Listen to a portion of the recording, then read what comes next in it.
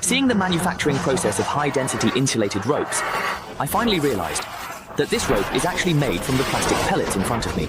Its initial form is only slightly thicker than a few strands of hair, yet it can meet high standards for salt resistance, corrosion resistance, and waterproofing. The main material, PP polypropylene, is colorless, odorless, and insoluble. Open packaging to let materials flow into the tank. Inside, there are two types of materials, PE and PP. Then, fillers and plasticizers are added, and the mixture goes to the plastic molding machine to start softening the pellets. The working principle of the molding machine is to complete the decomposition through heating, and then extrude it out from the other end. But at this point, it still feels very hot to the touch, so it needs to go through a rapid cooling process. Then we move on to the second step, where the stretching rollers continuously pull the plastic strip forward into the thermoforming dryer. Inside the chamber, it will undergo continuous heating and softening, meaning it is heated while being pulled outward.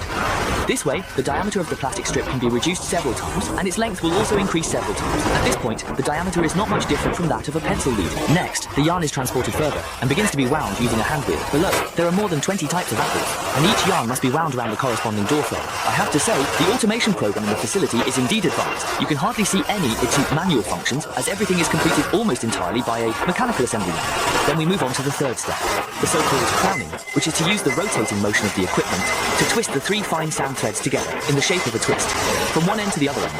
The advantage of this design is that it increases strength, just like a wire rope, which is made by twisting many strands into one strand, and then twisting these strands into one strand.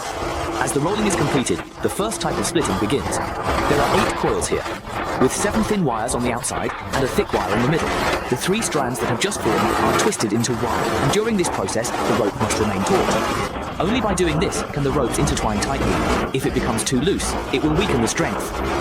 Open the protective door and quickly remove the rope while it's still hot. Although this rope used up 1,215 fine sand lines.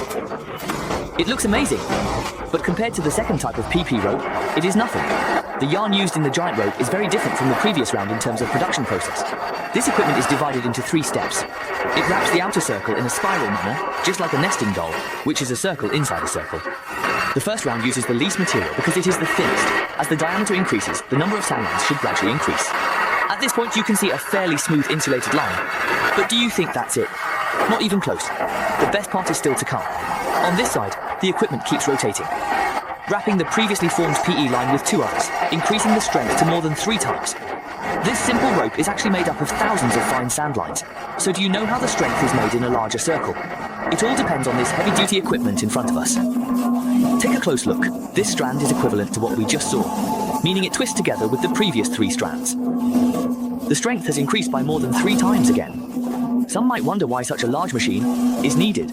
It's because this rope is too thick for smaller machines to twist tightly.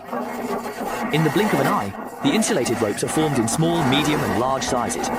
But here's a little question for you. Can you guess why there's an orange line among the white ropes? What role does this orange line play?